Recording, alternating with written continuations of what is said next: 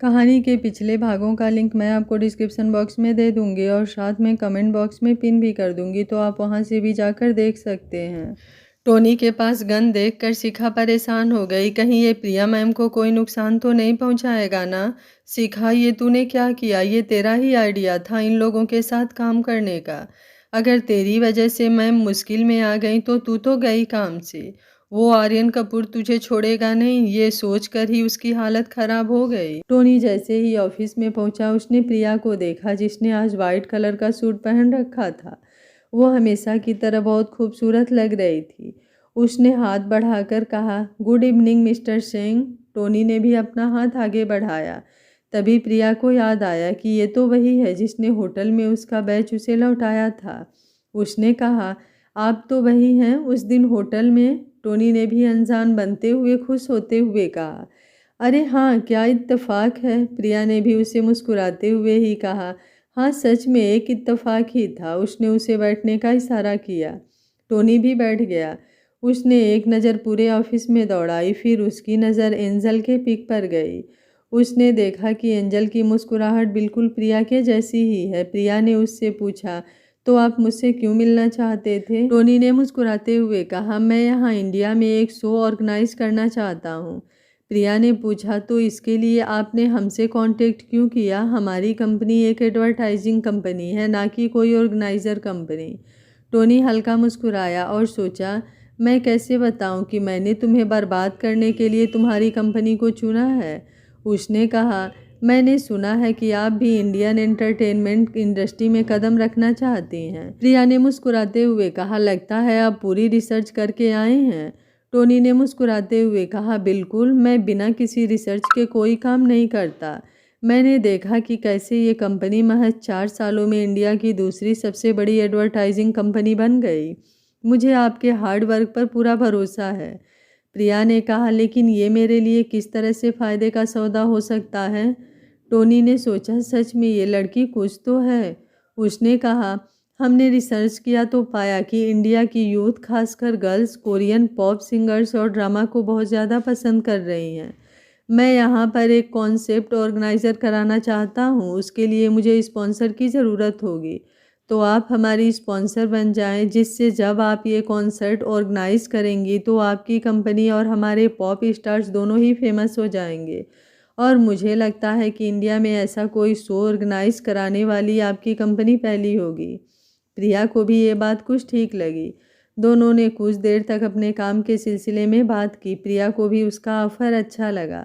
उसने टोनी से कहा, मुझे आपका ऑफ़र अच्छा लगा, लेकिन कोई डिसीजन लेने से पहले मैं अपने स्टाफ से एक बार डिस्कस करना चाहूँगी। आई होप कि आप बुरा नहीं मानेंगे। टोनी ने मुस्कुराते हुए कहा, नो प्रॉब्लम, आप अपना समय लीजिए, मैं आपके डिसीजन का इंतज़ार करूँगा। उसके बाद वो अपनी जगह से उठा। उसने प्रिया से मुस्कुराते हुए हाथ मिलाया। प्रिया ने भी मुस्कुराते हुए हाथ मिलाया। टोनी ने कहा, आपकी बेटी बहुत प्यारी है। प्रिया थोड़ी शौक रह गई, क्योंकि एंजल को देखने के बाद आज तक किसी ने भी पहली नज़र में ये नहीं कहा था कि वो प्रिया की बेटी है, जब तक कि वो खुद नहीं बताती थी। उसने थोड़ा उत्सुकता से पूछा, आपको कैसे पता चला कि वो मेरी बेटी है? टोनी थोड़ा हंसा। उसने कहा, उसकी स्माइल बिल्कुल आपसे मिलती है। उसे देखकर तो कोई भी बता देगा कि वो आपकी ही बेटी है। हाँ, लेकिन आपको देखकर बिल्कुल नहीं लगता कि आप एक बच्चे की माँ हैं। सच में? प्रिया ये सुनकर थोड़ा शर्मा गई। उसने कहा, थैंक यू। टोनी भी मुस्कुराते हुए बाहर की तरफ जाने लगा। प्रिया भी उसको छोड़ने बाहर तक गई। उसके बाद शिखा ने उसे कंपनी के बाहर तक छोड़ा। वो अपना काम बखूबी किया करती थी। वो तो बस टोनी को देखकर ही खुश हो जा रही थी। टोनी अपने कार में बैठा। उसके आदमी ने उससे पूछा, बॉस कैसा रहा सब? उसने खुद को कंफर्टेबल किया और बोला, इंटरेस्टिंग, ये लड़की सच में काफ़ी इंटरेस्टिंग है।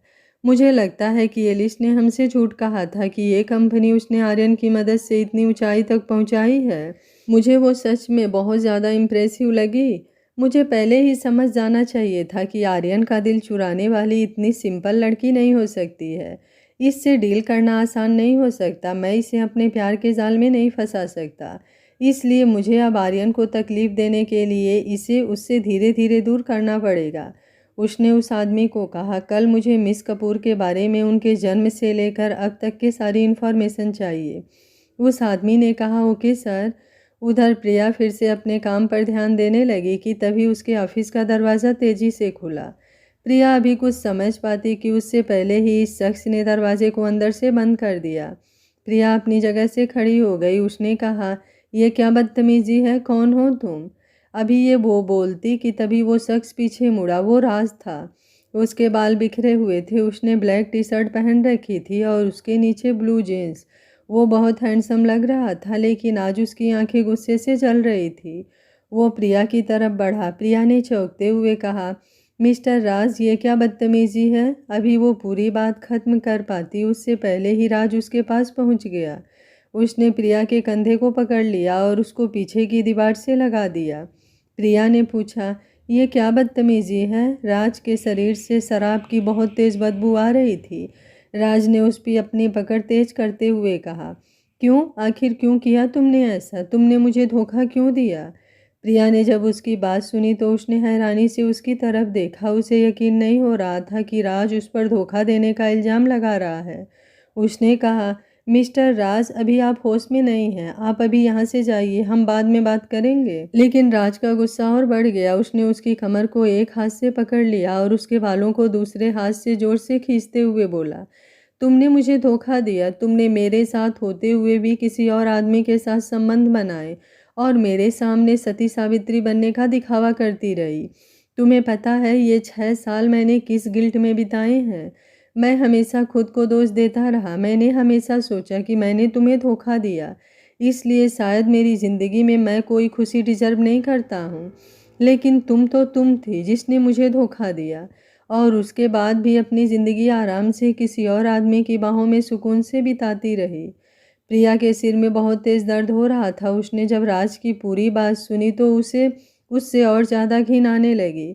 उसे यकीन नहीं हो रहा था कि वो अपना गिल्ट छुपाने के लिए अपना सारा इल्ज़ाम अब उसके ऊपर लगा रहा है। उसने नफ़रत से उसकी आंखों में देखा और हंसते हुए बोली, क्यों? बर्दाश्त नहीं हो रहा है ये जानकर कि मैंने तुम्हें धोखा दिया था? तुम्हें क्या लगता है कि वो सिर्फ तुम हो सकते हो जो किसी को भी धोखा दे सकते हो? नहीं, तुम्हें भी दूसरे लोग धोखा दे सकते हैं। प्रिया को समझ नहीं आ रहा था कि वो क्या बोल रही है। बस वो उसे ये फील कराना चाहती थी कि कैसा लगता है जब आप किसी पर बहुत ज़्यादा यकीन करते हो और जब वो आपको धोखा देता है, आप किस तरह से टूट जाते हैं जैसे वो टूट गई थी। जब राज ने उसके मुंह से कॉन्फेशन सुना तो उसके गुस्से का ठिकाना नहीं रहा। उसने प्रिया के बालों को छोड़ दिया और उसके गले को अपने एक हाथ से पकड़ लिया और उसको उसी के ऑफिस डेस्क पर गिरा दिया और खुद उसके ऊपर झुक गया। प्रिया के पैर जमीन को छू रहे थे। उसके दोनों पैरों के बीच राज का एक पैर था। प्रिया राज के ऐसा करने से शौक में आ गई। उसने अपने गले को उसकी पकड़ से छुड़ाते हुए कहा, मिस्टर राज, ये आप क्या कर रहे हैं? आप पागल हो गए हैं क्या? इसका अंजाम अच्छा नहीं होगा। राज ने जब उसके मुंह से मिस्टर राज सुना तो उसका खून खौल उठा। उसने उसके चेहरे के पास जाकर उसके कानों में कहा, अच्छा, तो अब मैं तुम्हें अनजान लगता हूँ? तो चलो मैं तुम्हें याद दिलाता हूँ कि तुम्हें मेरा छूना कितना पसंद था। उसने ये बोलते ही प्रिया के दोनों हाथों को उसके सिर के ऊपर ले जाकर अपने एक हाथ से पकड़ लिया और अपने एक हाथ से उसके शरीर को छूने लगा। प्रिया को यकीन नहीं हो रहा था कि उसके साथ ये सब राज कर सकता था। उसे बहुत ज़्यादा घिन आ रही थी। उसने खुद को छुड़ाने की कोशिश करते हुए उससे कहा, मुझे छोड़ दो, मैं तुमसे आखिरी बात कह रही हूँ। नहीं तो अभी वो पूरी बात करती कि उसके पहले ही राज उसके गले पर गुस्से से चूमने लगा। प्रिया को राज की उस दिन की गई बदतमीजी याद आने लगी। उसने अपने पैरों से राज पर वार किया, लेकिन राज उसे भी हंसते हुए बर्दाश्त कर गया। उसने उसके सूट का बाजू गुस्से में फाड़ दिया। प्रिया को समझ आ गया कि राज इस वक्त अपने आपे में नहीं है, इसलिए वो हेल्प के लिए चिल्लाने लगी। लेकिन राज ने उसके मुंह पर अपने हाथों को रख दिया और उसे हंसते हुए देखने लगा। उसने कहा, आज तुम्हें मुझसे कोई नहीं बचा सकता। आज मैं तुम्हें अपना बनाकर रहूँगा।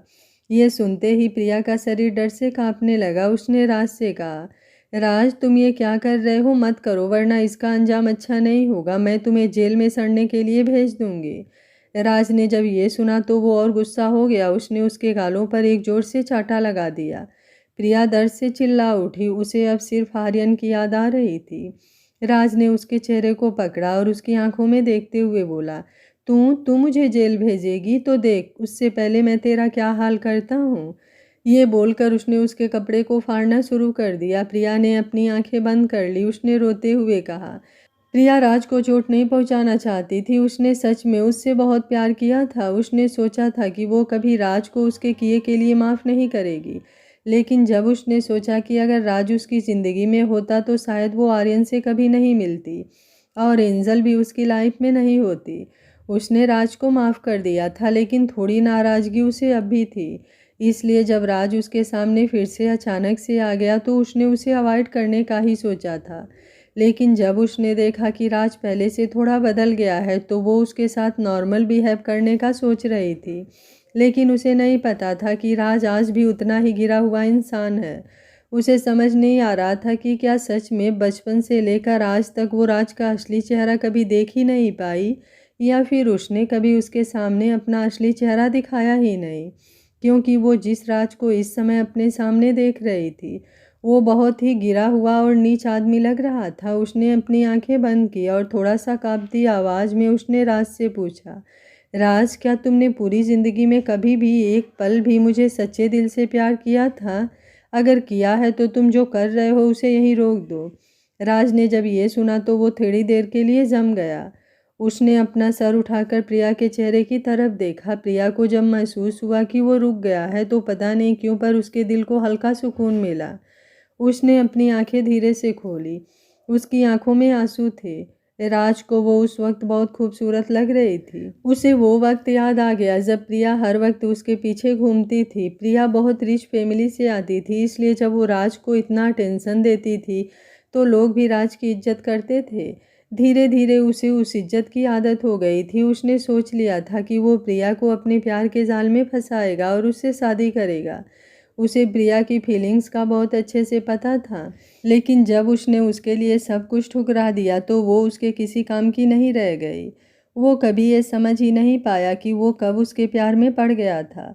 जब वो घर छोड़कर जा रही थी तो वो उसके पीछे जाना चाहता था, लेकिन उसके मेल ईगो ने उसे उसके पीछे जाने से रोक दिया। जब 6 सालों बाद उससे वो फिर मिला और उसे ये पता चला कि वो अब भी अनमैरिड है तो वो बहुत खुश हो गया। उसने सोचा कि वो अभी तक उसका इंतज़ार कर रही है। उसे लगा कि उसके पास अब भी एक मौका है। लेकिन उस दिन जब उसने उसे उस होटल में दूसरे आदमी के साथ खुश देखा तो उसकी वो गलतफहमी भी दूर हो गई और उसको दूसरे आदमी के साथ देखकर उसके दिल में जैसे एक आग सी लग गई। लेकिन जब उसने ये सुना कि उसने उसे धोखा दिया था तो वो गुस्से से पागल हो गया। इस बात ने उसके दिल को तो तोड़ा ही था, साथ ही उसके मील लोगों को भी बहुत ठेस पहुंचाई थी। उसने सोच लिया था कि वो उसे बर्बाद कर देगा जैसे उसने उसे किया था। उसने उसकी आंखों में देखा और फिर उसके शरीर की तरफ देखा। उसके कपड़े काफ़ी हद तक फट चुके थे और उससे उसकी गोरी त्वचा दिख रही थी। उसने प्रिया की कही बात को सोचा, लेकिन फिर उसने सोचा कि अगर ये एक बार मेरी हो गई तो वो आदमी इसे फिर नहीं छुएगा और इसका मेरे पास वापस आने के बजाय कोई और रास्ता नहीं बचेगा। सच में वो पूरा पागल हो गया था जो ऐसा सोच रहा था। उसने अपना हाथ उसके शरीर की तरफ फिर से बढ़ाना शुरू कर दिया। ये देखकर प्रिया के दिल में जो थोड़ी उम्मीद बची थी वो भी खत्म हो गई। उसे पता चल गया था कि जो राज उसे पसंद था, जिससे वो प्यार करती थी, जो उसकी केयर करता था, वो राज कभी एग्जिस्ट ही नहीं करता था। उसके सामने जो आदमी है वो एक गिरा हुआ इंसान है और कुछ नहीं। प्रिया अब समझ गई थी कि अब उसके इस आदमी को सबक सिखाना ही पड़ेगा। अब वो चुप नहीं रह सकती। उसने अपनी आंखें बंद की और उसने सोच लिया कि जो आदमी उसके सामने है वो सिर्फ उसकी नफरत और उसकी सज़ा ही डिजर्व करता है। उसने अपने पैर को मजबूत किया और अपने घुटनों से सीधे उसके पैरों के बीच में मारा। उसने बहुत तेज से मारा था, जिससे राज ने जो एक हाथ से उसके हाथों को पकड़ा था उस पर उसकी पकड़ थोड़ी ढीली हो गई। प्रिया ने मौका पाते ही अपने हाथों को तेजी से उसकी पकड़ से आज़ाद कर लिया और दोनों हाथों से उसके सीने पर जोर से धक्का दिया। लेकिन राज की स्ट्रेंथ भी कम नहीं थी। राज को जब राघवेंद्र ने प्रिया की सेफ्टी के लिए रखा था तो उसे कराटे और रेसलिंग दोनों की ही ट्रेनिंग दिलवाई थी, ताकि वो उसे अच्छे से प्रिया को प्रोटेक्ट कर सके। उसने उसके हाथों को पकड़ लिया और मुस्कुराते हुए उसकी तरफ देखा, लेकिन अभी वो खुद को संभाल भी पाता उससे पहले ही प्रिया ने अपने दोनों पैरों को उसके पेट पर रखा और जो दोनों हाथ राज ने उसके पकड़े थे उन्हें मोड़कर उसने पकड़ लिया और मुस्कुराते हुए उसकी आंखों में देखते हुए कहा, mister Raj, go to hell. ये बोलकर उसने उसे जोर से धक्का दे दिया। उसने इतनी ताकत लगाई थी कि राज जो नशे में था और वो समझ नहीं पाया कि प्रिया कब से इतनी स्ट्रांग हो गई। वो अचानक हुए इस वार से खुद को बचा नहीं पाया और वो लड़खड़ाता हुआ पीछे की तरफ जाने लगा। उसका पैर वहाँ रखे चेयर में फंस गया और उसका सिर तेजी से दीवार से टकरा गया। वो वहीं बेहोश होकर गिर गया। प्रिया जल्दी से उठी। उसने तुरंत एक बेल बजाई जिससे उसकी सिक्योरिटी जल्दी से उसके ऑफिस की तरफ भागी आई। उसके असिस्टेंट का डेस्क ऑफिस के पास ही था, इसलिए शिखा तुरंत ही उसके ऑफिस में पहुंच गई। जब उसने ऑफिस खोलकर देखा तो उसने जो देखा उसको देखकर उसकी आंखें फटी की फटी रह गईं। प्रिया अपने फटे कपड़ों को संभालते हुए और बिखरे बालों में उसके सामने खड़ी थी। उसे समझ नहीं आया कि ये क्या हुआ। उसने जल्दी से अपना स्कार्फ खोला और उसे प्रिया को देते हुए बोली, मैम आपको ये क्या हुआ? किसने किया है ये सब? जब वो प्रिया के पास पहुंची तो उसकी नज़र राज पर पड़ी। उसकी आंखें आश्चर्य से फटी रह गईं। उसने पूछा, मिस्टर राज, ये कैसे यहाँ पर? लेकिन कब? उसे कुछ समझ नहीं आ रहा था। प्रिया ने उसके स्कार्फ से खुद को ढका और अपने ऑफिस में ही जुड़े उसके रूम में से जहाँ उसके एक्स्ट्रा कपड़े रखे हुए थे उसने उसमें से एक जैकेट लाने को कहा। शिखा ने तुरंत अपने होश को संभाला और डोर को बंद कर दिया और प्रिया का जैकेट लेने उसके रूम की तरफ भागी और वहाँ से जैकेट लाकर प्रिया को दे दिया और पूछा, मैम आप ठीक तो हैं ना? आपको कोई चोट तो नहीं लगी? प्रिया ने जैकेट से खुद को ढका और आराम से बोली, मैं ठीक हूँ। वो उसको कैसे बता सकती थी कि उसको चोट उसके शरीर पर नहीं बल्कि उसके दिल पर लगी है। लेकिन उसे इस बात की खुशी भी थी कि अब वो ये समझ गई थी कि उसने जिससे प्यार किया था वो आदमी उसके सामने पड़ा आदमी नहीं था। अब वो सुकून से उसे उसके किए की सज़ा दिला सकती थी। तभी उसकी सिक्योरिटी भी वहाँ आ गई। उन्होंने दरवाज़ा खटखटाते हुए कहा, मैम क्या आप ठीक हैं? मैम कुछ बोलिए, नहीं तो दरवाजे से पीछे हट जाइए, हम दरवाज़ा तोड़ रहे हैं। ये सब उन्होंने बिना समय गंवाए एक के बाद एक बोल दिया। वो सब दरवाज़ा तोड़ने को तैयार हो ही रहे थे कि तभी शिखा ने अंदर से दरवाज़ा खोल दिया। वो गार्ड्स तुरंत अंदर गए। उन्होंने जब राज को बेहोश हालत में देखा तो वो थोड़ा हैरान रह गए। वो तुरंत राज की तरफ बढ़ गए। उन्होंने उसे उठा लिया। उनमें से एक गार्ड ने उसके मुंह पर पानी का छींटा मारा। कुछ देर बाद राज होश में आ गया। होश में आते ही उसने पहले अपने आप को देखा, फिर अपने अगल बगल खड़े गार्ड्स को देखा। उसका नशा पूरी तरह से उतर चुका था, लेकिन उसे समझ नहीं आ रहा था कि वो कहाँ है और उसके सामने ये लोग कौन हैं। तभी उसकी नज़र प्रिया पर पड़ी जिसकी हालत उसे ठीक नहीं लग रही थी। उसने जब उसकी आंखों में देखा तो उसे उसकी आंखों में अपने लिए सिर्फ नफरत और घिन दिखाई दे रही थी। वो उसके उस नज़र से डर गया। उसने कभी भी प्रिया के नज़रों में अपने लिए ऐसी भावना नहीं देखी थी। जब उसने उसके साथ ब्रेकअप किया था तो उस समय उसके नज़रों में बस एक निराशा थी और सालों बाद जब वो उससे मिला था तब भी उसकी आंखों में बस एक अनजानापन था जिसकी वजह से उसे थोड़ी तकलीफ पहुंची थी। उसका सिर तेज दर्द से फटने लगा और उसे थोड़ी देर जो पहले हुआ था वो सब याद आने लगा। वो याद आते ही डर से कांपने लगा। उसे यकीन नहीं हो रहा था कि उसने उसके साथ क्या करने की कोशिश की थी। वो अपने किए पर बहुत ज़्यादा पछताने लगा। वो जल्दी से अपनी जगह से उठा और प्रिया की तरफ जाने लगा, लेकिन तभी प्रिया के गार्ड्स ने उसको पकड़ लिया। राज ने प्रिया की तरफ देखा और बोला, प्रिया आई एम सॉरी, मैंने जो किया प्लीज़ उसके लिए मुझे माफ़ कर दो। मैं अपने आपे में नहीं था, मैं बहुत ज़्यादा नशे में था। मैं सच में तुम्हारे साथ बुरा नहीं करना चाहता था। प्लीज़ प्रिया मेरी बात सुन लो, प्लीज़ बस एक बार। ये बोलकर वो अपने घुटनों के बल बैठ गया और ज़ोर ज़ोर से रोने लगा। प्रिया ने उसकी तरफ देखा। उसके लिए वो आदमी बस एक क्रिमिनल था जिसने उसके ऑफिस में घुसकर उसके साथ ज़बरदस्ती करने की कोशिश की थी। उसने कोई भी नरमी नहीं दिखाई। उसने कहा, तुम्हें जो कहना है वो पुलिस से कहना। उसकी ये बातें सुनकर राज बहुत ज़्यादा डर गया। वो जल्दी से अपनी जगह से खड़ा होते हुए बोला, प्लीज़ प्रिया, प्लीज़ मेरे साथ ऐसा मत करो, प्लीज़ मुझे माफ़ कर दो। मैं अपने किए पर बहुत शर्मिंदा हूँ। मुझे अपने बचपन का दोस्त समझकर ही माफ़ कर दो, प्लीज़ प्रिया। प्रिया ने जब ये सुना तो वो हंसते हुए उसकी तरफ नफरत से देखते हुए बोली, बचपन का दोस्त? वो तो कब का मर गया और उसे तुमने मारा है मिस्टर राज, और तुम मेरे लिए अब कोई नहीं हो। बस एक क्रिमिनल हो, इससे ज़्यादा कुछ नहीं। ये सब करने से पहले तुमको सोचना चाहिए था कि इसका अंजाम क्या होगा। अब मुझसे कोई उम्मीद मत रखना। ये बोलकर वो ऑफिस से बाहर चली गई। राज का सिर शर्म से झुक गया, उसकी आंखों में आंसू थे। प्रिया की बातें कड़वी थी लेकिन सच थी, लेकिन राज अपनी जिंदगी को यूं बर्बाद होता नहीं देख सकता था, इसलिए वो उसका नाम लेकर उससे माफ़ी मांगने लगा। लेकिन प्रिया जा चुकी थी। राज उसके पीछे उसका नाम लेकर चिल्लाता रहा। उसे अपने किए पर बहुत अफसोस हो रहा था। आर्यन को भी ये खबर मिल गई थी। वो तुरंत ही वहाँ के लिए निकल गया। उसे बहुत ज़्यादा गुस्सा आ रहा था। अगर राज उसके सामने आया तो वो उसको आज जान से मार डालेगा। वो जल्दी ही उसके कंपनी पहुंचा। आर्यन इतना ज़्यादा गुस्से में था कि उसके आसपास का ऑरा बहुत ज़्यादा डरावना लग रहा था। उसका असिस्टेंट अमित भी आज बहुत ज़्यादा डरा हुआ था। उसने कभी भी आर्यन को इतने गुस्से में नहीं देखा था। आर्यन बहुत ही ज़्यादा तेज कदमों से चल रहा था। ऐसा लग रहा था मानो वो लगभग दौड़ रहा हो। वो जल्दी से प्रिया के ऑफिस फ्लोर पर पहुंचा। उसको वहां देखकर सभी बहुत ज़्यादा डर गए। शिखा भागती हुई प्रिया के पास गई और उसने डरते हुए कहा, मैम मैम, वो आर्यन सर यहाँ आ रहे हैं। वो बहुत गुस्से में लग रहे हैं। यह सुनकर प्रिया हैरान रह गई। वो चौंक कर खड़ी हो गई। उसने पूछा, क्या? लेकिन उसको किसने बताया? शिखा ने डरते हुए कहा, मुझे नहीं पता मैम, लेकिन मैम पता नहीं क्यों उनको देखकर मुझे बहुत ज़्यादा डर लग रहा है। प्रिया थोड़ी भागती हुई उस रूम के गेट तक गई। जब उसने सामने से आते हुए आर्यन को देखा तो उसके दिल की धड़कन बहुत तेज हो गई।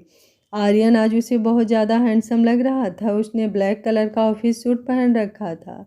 उसके बाल बहुत अच्छे से सेट थे। उसके हाथों में उसकी सिल्वर कलर की वॉच उसके हाथों की खूबसूरती को और ज़्यादा निखार रही थी। जब तेज कदमों से चलते हुए आर्यन की नज़र सामने दरवाजे पर खड़ी प्रिया पर गई तो उसको देखकर उसकी आंखें जैसे हल्की नम हो गई। उसका गुस्सा पल में जैसे कहीं गायब हो गया। वो उसे अपने बाहों में भर लेना चाहता था। वो जल्दी से उसके पास पहुंचा और सीधा उसको अपनी बाहों में भर लिया। प्रिया भी उसकी बाहों में सिमट गई। उसके सब्र का बाज जैसे उसको अपने सामने देखकर टूट गया। उसके आंखों से आंसू अपने आप ही बेतहासा निकलने लगे।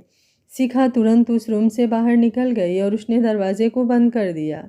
अमित ने थोड़ा ऑकवर्ड होते हुए पूछा, वो आदमी कहाँ है? शिखा ने भी उसे थोड़ा झिझकते हुए ही कहा, वो मैम के ऑफिस में है, हमने पुलिस को बुलाया है, वो आते ही होंगे। ये बोलकर वो दोनों ऑफिस की तरफ जाने लगे। आर्यन ने प्रिया को अपनी बाहों में भर रखा था। प्रिया भी उसके सीने से लगकर काफ़ी देर तक रोती रही। कुछ देर बाद जब वो शांत हुई तो उसने अपने सिर को उठाकर आर्यन के चेहरे की तरफ देखा। आर्यन भी उसकी आंखों में देख रहा था।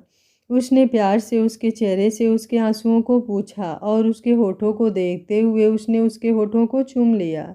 प्रिया को बहुत सुकून मिल रहा था। आर्यन ने उसकी आंखों में देखा और उसके बालों को उसके कान के पीछे करते हुए धीमी आवाज़ में पूछा, क्या क्या तुम ठीक हो? प्रिया ने अपना सिर हाँ में हिलाते हुए जवाब दिया, मैं ठीक हूँ। आर्यन ने उसे अपने आप से थोड़ा दूर किया और उसके शरीर की तरफ देखने लगा। प्रिया थोड़ा ऑकवर्ड महसूस कर रही थी। उसने अपना सिर झुका लिया और अपने जैकेट को कसकर पकड़ लिया। आर्यन ने उसकी तरफ देखा और अपने हाथों को उसके जैकेट की तरफ ले जाने लगा तो प्रिया एकदम से पीछे हो गई। आर्यन ने उसके हाथ की कलाई पकड़ ली तो प्रिया ने अपना सिर ऊपर किया। जब उसकी नज़रें आर्यन की नज़रों से मिली तो वो थोड़ा शर्मा गई। आर्यन ने कहा, मुझे देखने दो। प्रिया उसे मना नहीं कर पाई। उसने अपना सिर हाँ में हिला दिया। आर्यन के थोड़ी हिम्मत करके उससे जैकेट को हटाया। जब उसकी नज़र प्रिया के कपड़ों पर गई तो उसका खून गुस्से से उबलने लगा। उसने हाथ को बढ़ाकर उसके शरीर को छुआ जिस पर खरोच के निशान थे। उसकी आंखें गुस्से से लाल हो गई। उसने प्रिया के इंप्रेशन पर ध्यान ही नहीं दिया और वो उसके शरीर पर अपने हाथ को फिराते रहा। प्रिया के लिए अब बर्दाश्त करना उसके बस से बाहर हो रहा था। आर्यन के छूने से उसके शरीर में अजीब सी गुदगुदी हो रही थी। उसके मुंह से हल्की सी आह की आवाज़ निकल गई। आर्यन को लगा कि उसको दर्द हो रहा है। उसने तुरंत अपना हाथ पीछे खींच लिया और थोड़ा घबराती आवाज़ में पूछा, क्या हुआ? क्या तुम्हें दर्द कर रहा है? प्रिया के चेहरे पर हल्की शर्म थी। उसने सोचा, सच में ये आदमी कितना बुद्धू है। उसने थोड़ा मुस्कुराते हुए अपने सिर को नामे हिलाया और जल्दी से उसके सीने से जा लगी।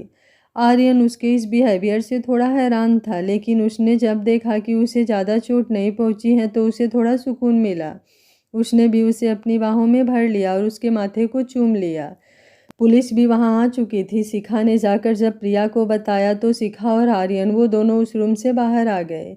अमित पुलिस से बात करके पुलिस भी वहां आ चुकी थी। शिखा ने जब जाकर प्रिया को बताया तो प्रिया और आर्यन वो दोनों उस रूम से बाहर आ गए। अमित पुलिस से बात करने नीचे गया। आर्यन को जब राज का ख्याल आया तो गुस्से से उसने अपनी मुट्ठी बांध ली। उसने ऑफिस की तरफ देखा। वो तेज कदमों से उस तरफ बढ़ने लगा। प्रिया अचानक से आर्यन को ऑफिस की तरफ जाते देख थोड़ा डर गई। वो जल्दी से उसकी तरफ भागी। उसे डर था कि आर्यन कहीं राज को अपने सामने देखकर अपना आपा ना खो दे। उसने जाकर आर्यन के हाथों को थाम लिया। आर्यन इस वक्त बहुत ज़्यादा गुस्से में था। जब प्रिया ने उसके हाथों को थाम लिया तो उसके कदम अपने आप रुक गए। उसने मुड़कर प्रिया की तरफ देखा। आर्यन का गुस्सा अब और ज़्यादा बढ़ गया। उसने सोचा, क्या ये मुझे रोक रही है? पर क्यों? क्या ये सोच रही है कि मैं उसको चोट पहुंचा दूंगा? उसने इसके साथ इतना बुरा किया लेकिन फिर भी ये उसे बचाना चाहती है। इसका मतलब क्या वो आज भी इसके दिल में है? ये सोचकर आर्यन का गुस्सा बहुत बढ़ गया। उसने अपनी मुट्ठी को और ज़्यादा कसकर बांध लिया। प्रिया को आर्यन की नाराज़गी का पता नहीं था। उसने उसकी आंखों में देखा और एक हल्की मुस्कान के साथ कहा, वो इस लायक नहीं है। मैं नहीं चाहती कि तुम उसे छूकर अपने हाथ गंदे करो। आर्यन ने जैसे ही ये सुना उसका गुस्सा अपने आप कहीं गायब हो गया। उसके होठों पर एक मुस्कान छा गई। उसने प्रिया के चेहरे को प्यार से छुआ और बोला, स्वीट हार्ट, तुम घबराओ मत, मैं उसे कुछ नहीं करूँगा। फिर उसने प्रिया का चेहरा अपने हाथों से ऊपर की तरफ उठाया और प्यार से उसके बालों को उसके कान के पीछे करते हुए कहा, लेकिन उसे ये तो पता चलना ही चाहिए कि उसने आखिर किसकी बीबी पर हाथ डालने की कोशिश की है और उसका अंजाम क्या होगा। तुम्हें प्रोटेक्ट करना मेरी जिम्मेदारी है और मैं नहीं चाहता कि तुम्हारे साथ फिर से कुछ ऐसा हो। प्रिया ने जब ये सुना तो उसका दिल गर्माहट से भर गया। उसने अपनी चमकदार आंखों से आर्यन की नीली आंखों में देखा और अपने होठों पर प्यारी सी स्माइल लाते हुए अपना सिर हाँ में हिला दिया।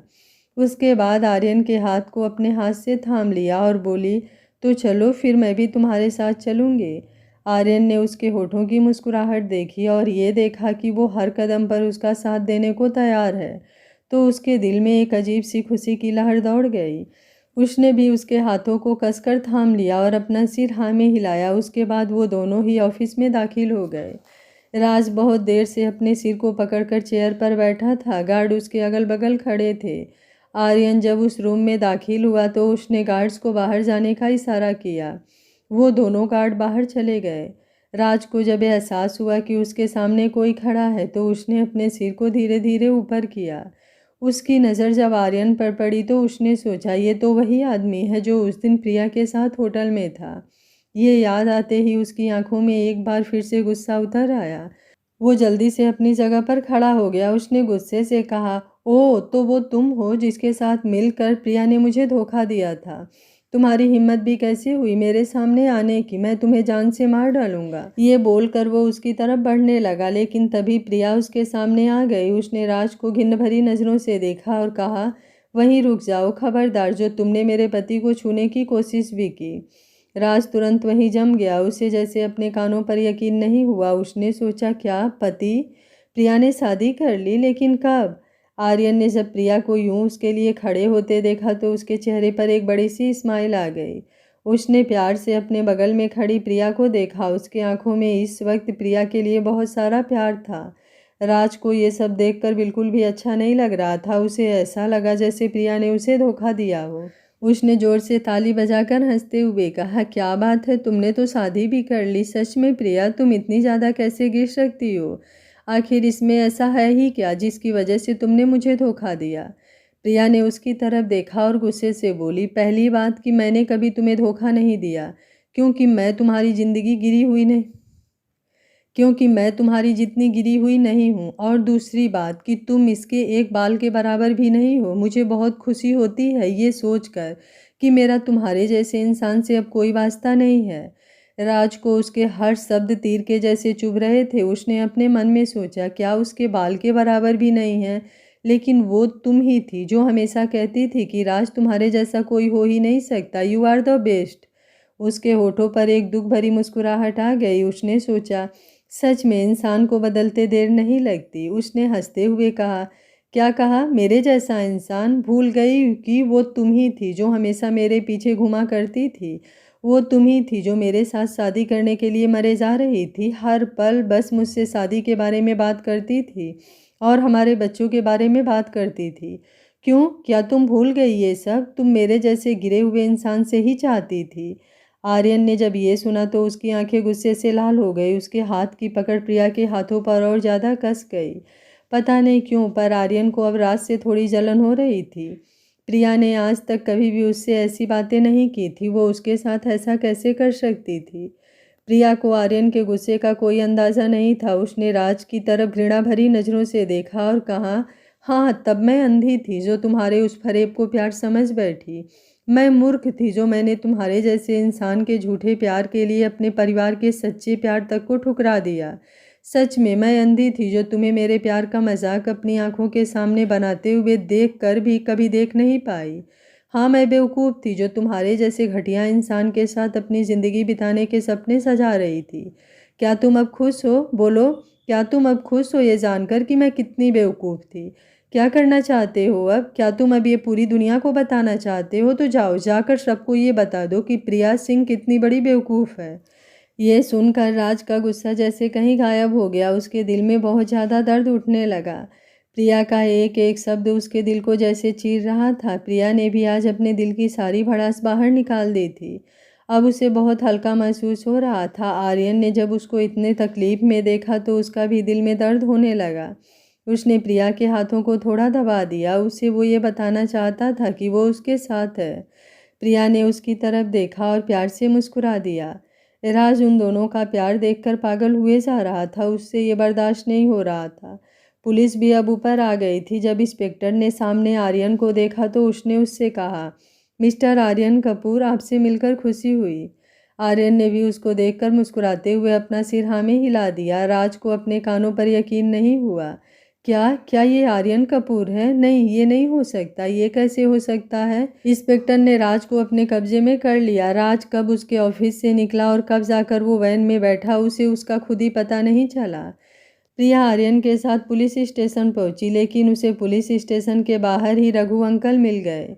जैसे ही वो कार से उतरी उसने देखा कि राज वहीं खड़ा था और उसके पिता ने कसकर उसे थप्पड़ मारा और उसे भला भला कह रहे थे और रो रहे थे।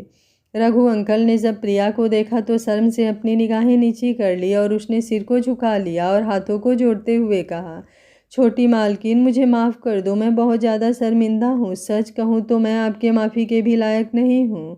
प्रिया के आंखों में आंसू आ गए। रघु अंकल ने उसका बहुत ख्याल रखा था।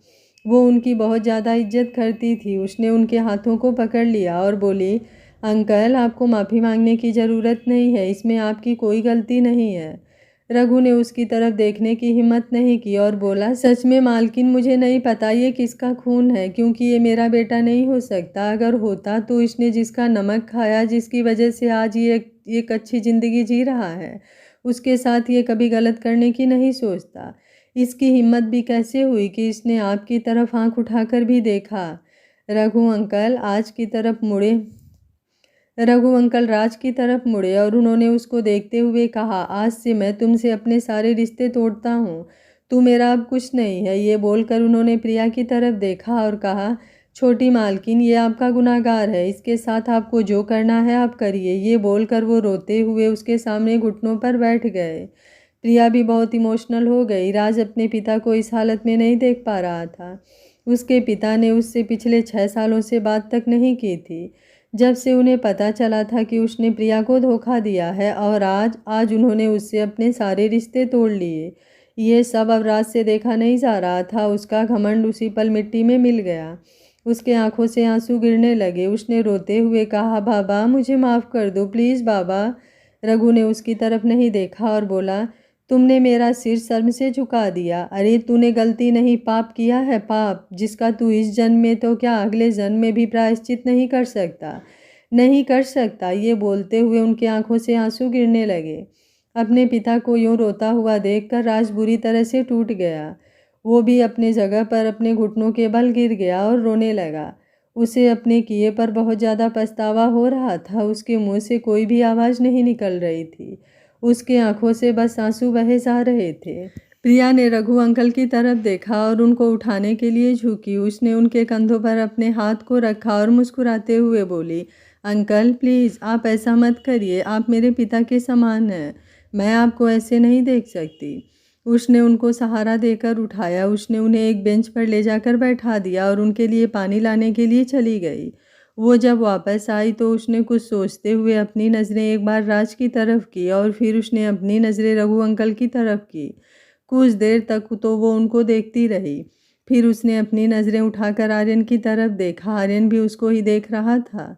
वो जानता था कि उसके दिमाग में क्या चल रहा है, वो किस उलझन में है। उसने प्रिया की तरफ मुस्कुराते हुए देखा और अपना सिर हाँ में हिला दिया। प्रिया के होठों पर एक मुस्कान आ गई। उसने सोचा कि आर्यन उसके मन की बात उसके बोले बिना ही समझ गया। ये सोचकर ही उसकी आंखें नम हो गई। उसने पानी लेकर रघु अंकल को दे दिया और उनके कंधे पर हाथ रखकर उसने उसके हल्के से थपथपाते हुए कहा, अंकल सब ठीक हो जाएगा, आप पानी पी लीजिए। मुझे लगता है राज ने अब अपना सबक सीख लिया है। ये बोलकर वो वहाँ से आर्यन की तरफ चली गई। आर्यन ने उसके लिए कार का दरवाज़ा खोल दिया। प्रिया ने उसकी तरफ देखा और फिर कार में जाकर बैठ गई। आर्यन ने कार का दरवाज़ा बंद कर दिया और वो ऑफिसर के पास गया। उसने उससे कुछ बात की और फिर वो मुड़कर राज के पास गया। राज ने जब अपने सामने आर्यन को खड़ा देखा तो वो अपने पैरों पर खड़ा हो गया। उसने उसकी आंखों में देखने की हिम्मत नहीं थी। आर्यन ने जब ये देखा तो उसके चेहरे पर एक घमंड भरी मुस्कान छा गई। उसने उससे कहा, मुझे नहीं पता कि तुम्हारे और प्रिया के बीच ऐसी क्या बात हुई जिसकी वजह से तुमने उससे अपने बचपन की दोस्ती तक तोड़ दी, लेकिन तुमने ये अच्छा ही किया, क्योंकि अगर तुम उससे ब्रेकअप नहीं करते तो वो शायद जॉब नहीं करती और ना ही वो उसकी खुशी में पार्टी करने होटल में जाती और ना ही मेरी मुलाकात उससे हुई होती और शायद वो आज मेरी ज़िंदगी में भी नहीं होती। इसलिए इस बार मैं तुम्हें छोड़ रहा हूँ। ऐसा समझ लो कि मैं तुम्हें तुम्हारा फेवर लौटा रहा हूँ। बोलते समय उसकी आंखों में एक अलग ही खुशी थी, लेकिन उसकी आंखों की चमक अचानक से खत्म हो गई। उसकी जगह वहाँ पर नफरत ने ले ली। उसने गुस्से से लेकिन शांत आवाज़ में कहा, लेकिन ये पहली और आखिरी बार था। अगली बार से तुम मेरी वाइफ की तरफ नज़र उठाकर देखने या उसे तकलीफ़ पहुँचाने की करना तो दूर, सोचना भी मत, नहीं तो मैं आर्यन कपूर तुम्हारी ज़िंदगी नर्क बना दूंगा। और ये सिर्फ धमकी नहीं है, तुम्हें पता है कि मैं ऐसा कर सकता हूँ। ये बोलकर वो मुस्कुराते हुए पीछे की तरफ मुड़ा और वहाँ से अपने कार की तरफ चला गया। मेरे प्यारे व्यूअर, बहुत मेहनत से मैंने आप लोगों के लिए आज दूसरा पार्ट तैयार किया है, तो उम्मीद करती हूँ आप लोग कमेंट करने में कंजूसी बिल्कुल नहीं करेंगे। कहानी आपको कैसी लग रही है ये भी मुझे कमेंट करके ज़रूर बताइएगा। आज का पार्ट बनाने से कल का पार्ट थोड़ा इफ़ेक्टिव हो सकता है कल का पार्ट थोड़ा लेट में आए, तो आप लोग एडजस्ट कर लीजिएगा।